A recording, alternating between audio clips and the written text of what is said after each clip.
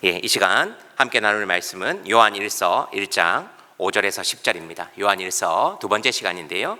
요한일서 1장 5절에서 10절입니다. 제가 한 절 읽고 우리 성도님들 한 절 읽고 교독하도록 하겠습니다. 제가 먼저 읽겠습니다. 우리가 그에게서 듣고 너희에게 전하는 소식은 이것이니 곧 하나님은 빛이시라. 그에게는 어둠이 조금도 없으시다는 것이니라. 만일 우리가 하나님과 사귐이 있다 하고 어둠에 행하면 거짓말을 하고 진리를 행하지 아니함이거니와 그가 빛 가운데에 계신 것 같이 우리도 빛 가운데 행하면 우리가 서로 사귐이 있고 그 아들 예수의 피가 우리를 모든 죄에서 깨끗하게 하실 것이요 만일 우리가 죄가 없다고 말하면 스스로 속이고 또 진리가 우리 속에 있지 아니할 것이요 만일 우리가 우리 죄를 자백하면 그는 미쁘시고 의로우사 우리 죄를 사하시며 우리를 모든 불의에서 깨끗하게 하실 것이요 만일 우리가 범죄하지 아니하였다 하면 하나님을 거짓말하는 이로 만드는 것이니 또한 그의 말씀이 우리 속에 있지 아니하리니라. 아멘. 저는 오늘 요한일서 1장 5절에서 10절의 말씀을 본문으로 빛 대신 하나님과의 진정한 교제, 빛 대신 하나님과의 진정한 교제라는 제목으로 하나님의 말씀을 선포하려고 합니다. 앞선 1장 1절에서 5절까지의 내용이 연결되니까요. 잠시 요한일서 말씀을 앞부분을 살펴보면요. 요한이 편지를 쓰던 당시 잘못된 기독론, 즉 영지주의자가 교회를 어지럽히고 있었다라는 말씀을 드렸습니다. 영지주의자들은 신비로운 영적인 지식을 깨달아야 구원을 받는다고 주장했는데 이들의 세계관을 지배한 것은 극단적인 이원론이었습니다. 즉 영은 신성하고 깨끗하며 선한 것이고 육은 더럽고 무가치하며 악한 것이다 라는 이야기를 했습니다. 그렇기에 예수님의 인성을 이들은 부인했으며 교회 안을 어지럽히고 성도들을 혼란스럽게 했던 것입니다. 그래서 요한은 선포합니다. 말씀 대신 예수 그리스도께서 이 땅에 오셨으며 현존하셨기에 우리는 그것을 보았다고 들었다고 강하게 이야기합니다. 영지주의 사상을 이야기하는 그들의 교리는 복음 앞에 완전히 거짓말에 불과한 것입니다. 그렇게 요한은 교회 공동체를 향해 생명의 말씀 안에서 사귀어야 한다, 코이노니아, 교제가 있어야 한다라고 했습니다. 하나님과의 수직적인 사귐, 성도들 간의 수평적인 사귐을 통해 예수 그리스도 안에서의 진정한 기쁨의 회복과 누림을 앞선 1절에서 5절까지 이야기했습니다. 그리고 계속해서 요한은 서신을 계속해서 이어갑니다. 이 6절의 짧은 말씀인데요. 사실은 말씀을 준비하면서 제 안에 굉장히 마음이 힘들고 불편했습니다. 어차피 저 같은 경우는 요한일서 말씀을 계속해서 이어나가기 때문에 6절에서 5절에서 10절이라는 말씀이 정해져 있습니다. 그런데 저녁에 밤에 아무도 없을 때 또 관리 집사님 이렇게 돌아볼 때 밤에 와서 앉아 있는데 이게 한 절, 두 절이 잘 이어나가지 않더라고요. 왜일까 생각해 보았는데 좀 이따 말씀을 들어보면 아시겠지만 말씀이 굉장히 저를 불편하게 했습니다. 저를 찔렀습니다. 양날의 검이구나. 제 자신을 좀 돌아보는 시간이었고요.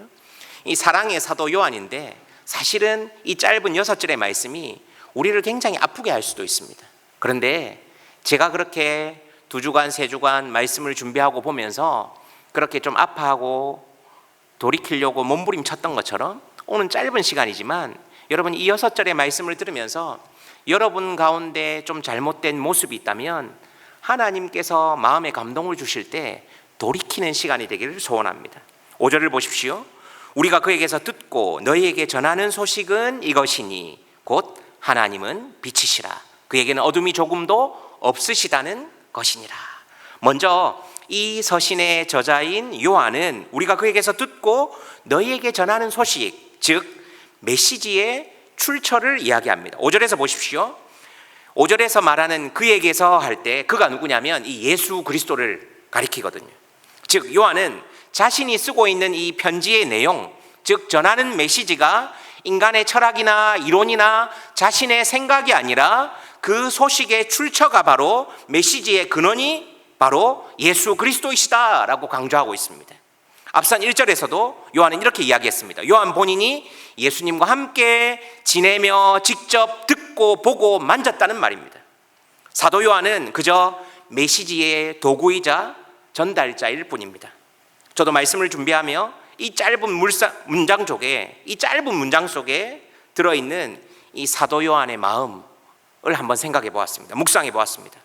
혹여나 내가 본문에서 벗어난 다른 메시지를 통해서 듣고 있는 성도님들에게 감동을 끼치고 인기를 끌려고 하진 않는가? 목회자의 끊임없는 유혹이죠.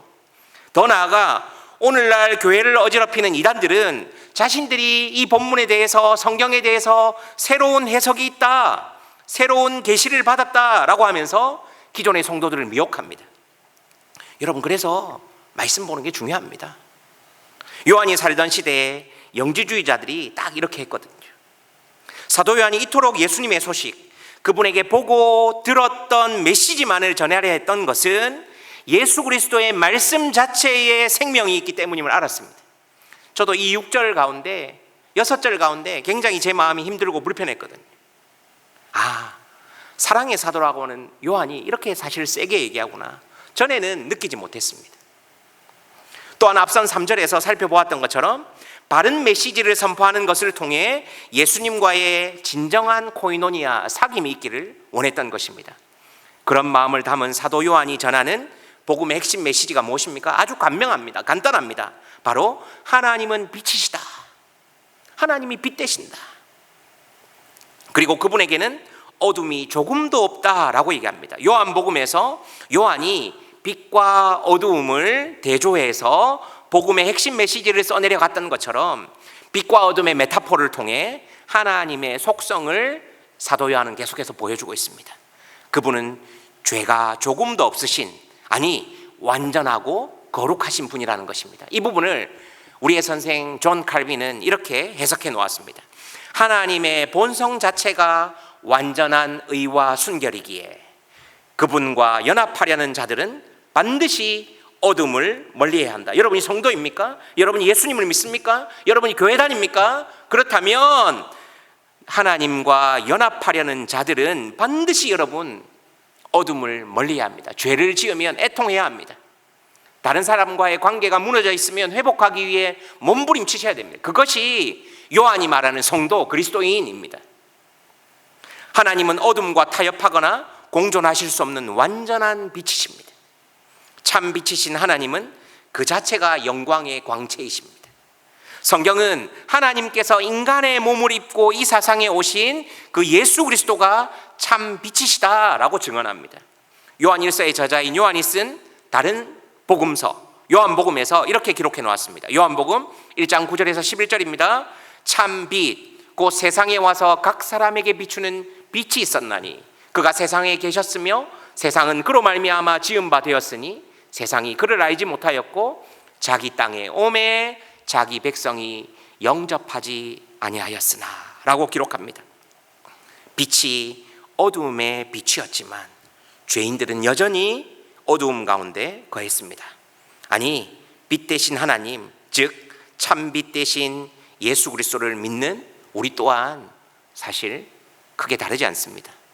그렇게 사도 요한은 명목상의 신앙, 가면을 쓴 외식에 대해 경고의 메시지를 저와 여러분에게 강하게 이야기합니다. 6절입니다. 만일 우리가 하나님과 사귐이 있다 하고 어둠에 행하면 거짓말을 하고 진리를 행하지 아니함이거니와. 요한은 말과 삶의 괴리를 정확하게 지적하는 것입니다. 하나님과의 코이노니아, 즉 진정한 교제가 있다고 하면서 빛의 반대인 어둠에 행하면 그는 거짓말을 하는 자다라고 이야기합니다. 더 나아가 진리를 행하지 않는 것이다 라고 뼈아프게 이야기합니다.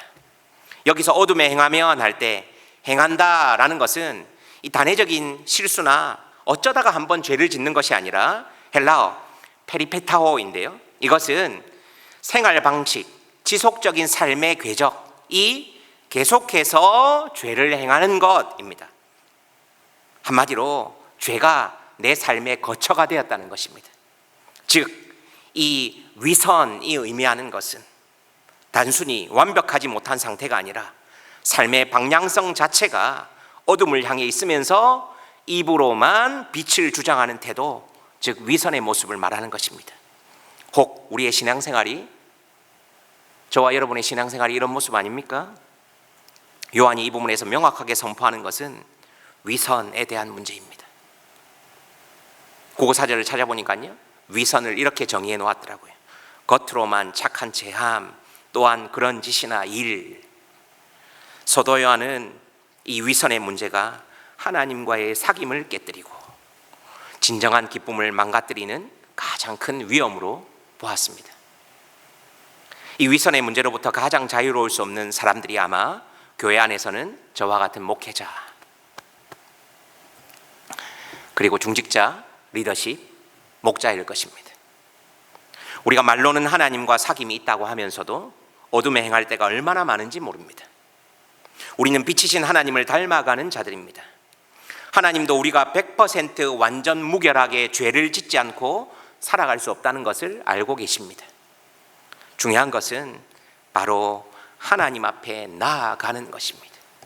우리의 기도 생활, 우리의 말, 우리의 말씀 생활, 우리의 헌금 생활, 얼마나 하나님 앞에 위선적일 때가 많습니까? 우리가 하나님과 교제할 수 있는 비결이 있다면 위선을 행하고 가면을 쓰는 인생이 아니라 나의 불완전함을 알고 하나님 앞에 나의 부족함과 연약함을 드러내는 것입니다. 주일 설교 때도 헌금에 대한, 연보에 대한 설교를 들으며 온전한 11조를 한다고 스스로 자부하지만, 더 많이 흘려보내야지라고 고백하지만, 여러분, 하나님과 사람 앞에 얼마나 우리가 위선적일 때가 많습니까? 사도 요한이 그것을 지적하는 것입니다. 그러면 여러분은 하나님과의 사귐은 없다는 것입니다. 한마디로 오늘 저의 표현으로 하면 거짓말하지 마라는 것입니다. 앞에서 찬양하고 기도하고 저같이 말씀 전하고 그런 가면 쓰고 위선 떨지 마라라고 사도 요한이, 사랑의 사도인 사도 요한이 지금 우리에게 그렇게 이야기하고 있습니다. 이 짧은 한 문장에 굉장히 많은 의미가 함의하고 있는 것이죠. 여러분, 두렵고 떨리지 않습니까? 하나님 앞에 위선과 기만, 범죄했던 다윗이 밧세바와 동침한 후에 선지자 나단이 그에게 왔을 때 다윗은 이렇게 고백합니다. 시편 51편 17절입니다. 하나님께서 구하시는 제사는 상한 심령이라. 하나님이여, 상하고 통회하는 마음을 주께서 멸시하지 아니하시리이다. 위선으로 포장하거나 가면을 쓰면 결국 그 목회자도 죽고 공동체도 죽는 것입니다. 우리는 오직 은혜, 오직 믿음으로 의롭다함을 받는다는 것을 믿습니다. 그런데 중요한 것은 동시에 거룩한 삶의 열매인 성화로 나아가야 하는 것입니다. 위선의 가장 치명적인 문제가 무엇인지 아십니까? 시간이 지나면 자신만저 속이게 된다는 것입니다. 나는 기도 열심히 하고 있는데, 나는 말씀 생활 잘하고 있는데, 나는 헌금 생활, 나는 봉사 생활 잘하고 있는데 자기 기만에 빠지게 됩니다. 시간이 지나면 지날수록 처음에는 힘들어하고 애통해하고 아파합니다. 근데 그것이 누적되고 힘들어하면 게을러도 모릅니다. 하나님 앞에 하나님 안 보이거든요. 멀리 있는 것 같거든요. 게으름이 당연시되고 조직의 관료 체계 가운데 기쁨, 기도, 감사가 현저히 줄어들게 됩니다. 이것은 그리스도인 모두에게 해당되는 문제입니다. 그렇게 요한은 하나님과의 진정한 사귐을 위해 서신을 통해 계속해서 해답, 솔루션을 제시합니다. 무엇입니까? 우리가 빛 가운데 행하면, 우리는 빛 대신 하나님과의 사귐이 있고 예수 그리스도의 피가 우리를 모든 죄에서 깨끗하게 하실 것이라고 이야기합니다. 그래서 7절은 이야기하는 것이죠. 그리고 6절에 이어서 8절과 9절과 10절에서 만일 우리가 뭐뭐하면 이라는 가정법을 이야기합니다. 만일 우리가 뭐뭐하면 8절에 보십시오. 만일 우리가 죄가 없다고 말하면 스스로 속이고 또 진리가 우리 속에 있지 아니할 것이요. 만일 우리가 우리 죄를 자백하면, 10절에도 만일 우리가 범죄하지 아니하였다 하면, 가정법으로 계속 이야기하죠. 우리는 거짓말하는 사람입니다. 그런데 만일 우리가 우리 죄를 자백하면, 우리 9절 많이 듣지 않습니까? 저도 주일마다 이 말씀을 믿음으로 받는 자에게 하나님께서는 사죄의 은총을 허락하십니다 라고 고백하거든요. 이것이 우리에게 은혜 아닙니까? 만일 우리가 우리 죄를 자백하면 그는 미쁘시고 의로우사 우리 죄를 사하시며 우리를 모든 불의에서 깨끗하게 하실 것이요. 이것이 복음 아닙니까? 우리는 언제든지 무너질 수 있고 넘어질 수 있습니다. 연약합니다. 그런데 여러분이 하나님 앞에 나아가면, 내가 게으르다고 고백하면, 내가 다른 사람을 시기한다고 하나님 앞에 자백하면, 우리 하나님은 미쁘시고 신실하시고 페이스풀하시고 변함없으신 분이시기 때문에 우리의 죄를 깨끗하게 하시는 분이십니다. 우리가 얼마나 드러나기를 좋아합니까? 사람 앞에 인정받기를 좋아하고요. 8절이 이야기하는 것은 무엇입니까? 우리가 하나님 앞에 죄가 없다고 말하면 스스로 기만하는 것이며 그 안에 참된 진리, 말씀이 없다고 사도 요한은 이야기하는 것입니다. 여러분, 두렵고 떨리지 않습니까? 우리가 빛 대신 하나님과 교제한다는 것은 앞서 말씀드린 것처럼 나는 죄인입니다 라는 고백이, 겸손한 고백이 있은 다음 하나님 앞에 나아가는 것입니다. 복음서 기록 가운데 예수님의 기적을 경험한 다음에 베드로도 누가복음 5장 8절에서 이렇게 고백합니다. 시몬 베드로가 이를 보고 예수의 무릎 아래 엎드려 이르되 주여 나를 떠나소서 나는 죄인이로소이다. 누가복음 18장 13절에서도 예수님께서는 이 세리의 겸손한 기도, 이 바리새인과 세리를 비교하시면서 이 세리의 겸손한 기도를 칭찬하시는데요, 세리는 멀찍이 서서 감히 눈을 들어 하늘을 쳐다보지도 못하고 다만 가슴을 치며 이르되 하나님이여 불쌍히 여기소서 나는 죄인입니다. 사도 바울 또한 자기 자신에 대한 고백을 디모데전서 1장 15절에서 이렇게 고백하지요. 미쁘다 모든 사람이 받을 만한 이 말이여 그리스도 예수께서 죄인을 구원하시려고 세상에 임하셨다 하였도다. 내가 뭐라고요? 죄인 중에 괴수입니다. 나는 그런 사람입니다. 하나님과 사람 앞에 위선의 인생, 자기 기만의 인생이 아니라 온전히 나의 약함과 연약함을 알고 그분께 나의 솔직한 모습을 드러내는 인생이 되시기를 예수님의 이름으로 축복합니다. 그럴 때 우리는 빛 대신 하나님과의 진정한 코이노니아, 사귐을 이룰 수 있습니다. 오늘 아침에 묵상하는데요, 시편 15편이었지 않습니까? 어떻습니까? 시편의 기자가 고백하는 것, 세상에 소중한 것을 하찮은 줄 알고 세상이 하찮게 여기는 것을 소중하게 여기는 믿음. 세상이 무엇을 소중하게 여깁니까? 돈이고 인기고 명예 아닙니까? 오히려 그것을 하찮게 여기고 세상이 하찮게 여기는 섬김과 나눔과 사랑을 오히려 소중하게 여기는 인생, 그것을 시편의 기자는 하나님이 기뻐하신다는 것을 알았습니다. 그것이 바로 자기 기만에서, 위선에서 벗어나는 길 아닙니까? 더 나아가 우리는 하나님께 우리 죄를 가감없이 자백하며 토설해야 합니다. 9절에서 말씀하시는 것이죠. 그러면 미쁘시고 신실하시고 변함없으신 하나님은 우리 죄를 용서하시고 모든 불의에서 우리를 깨끗하게 하십니다. 이 선언적인 사도 요한의 선포가 우리에게 바로 복음되는 것이죠.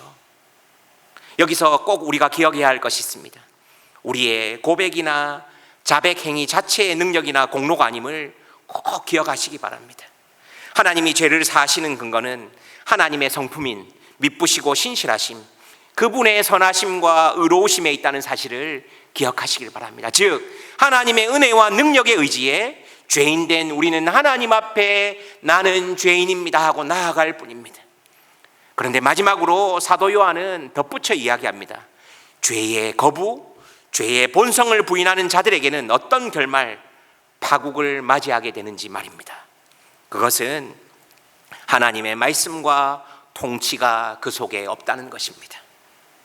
결국 그분과의 교제는 사라지고 맙니다. 저는 이 짧은 6구절의 성경 구절을 통해 다시 한번 우리 인생 가운데 신앙생활을 점검할 수 있기를 소원합니다.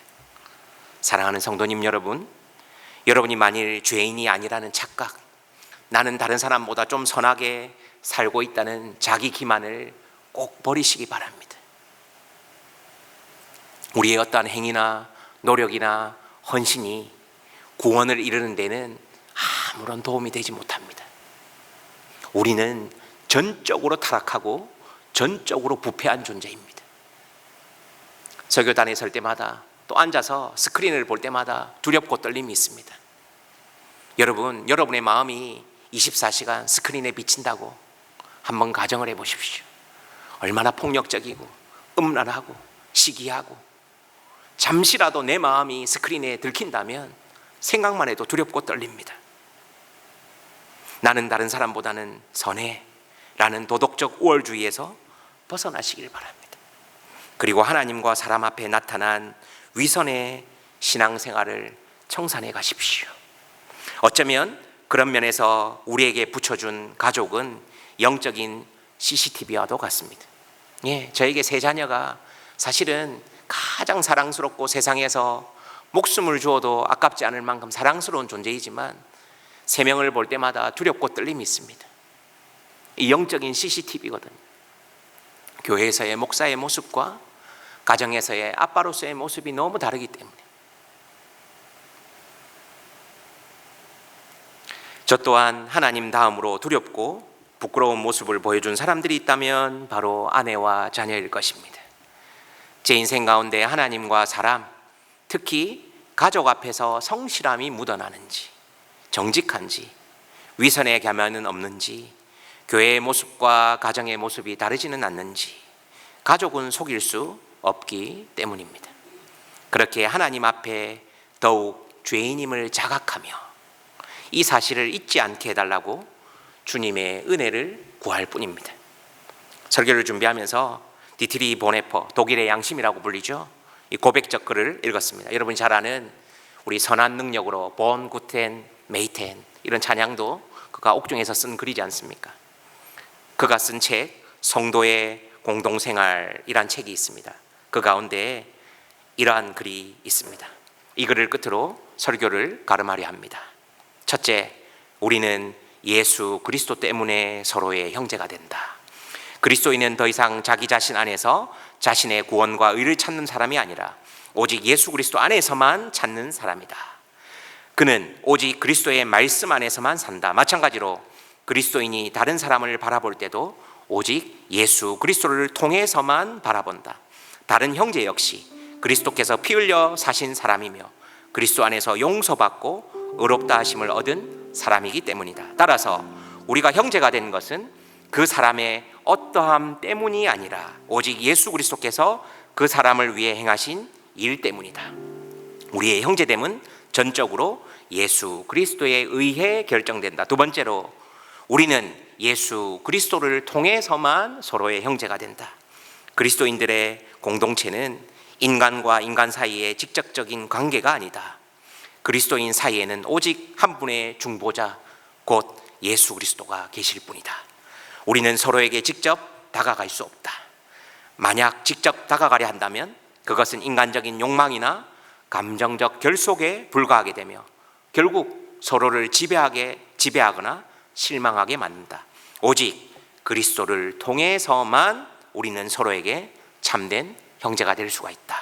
그리스도께서 나와 타인 사이에 서 계시기 때문에 나는 타인을 내 마음대로 조정할 수 없고 오직 그리스도께서 행하시는 대로 그를 존중하고 사랑할 수 있게 된다. 마지막으로, 우리는 예수 그리스도 안에서 영원토록 서로의 형제이다.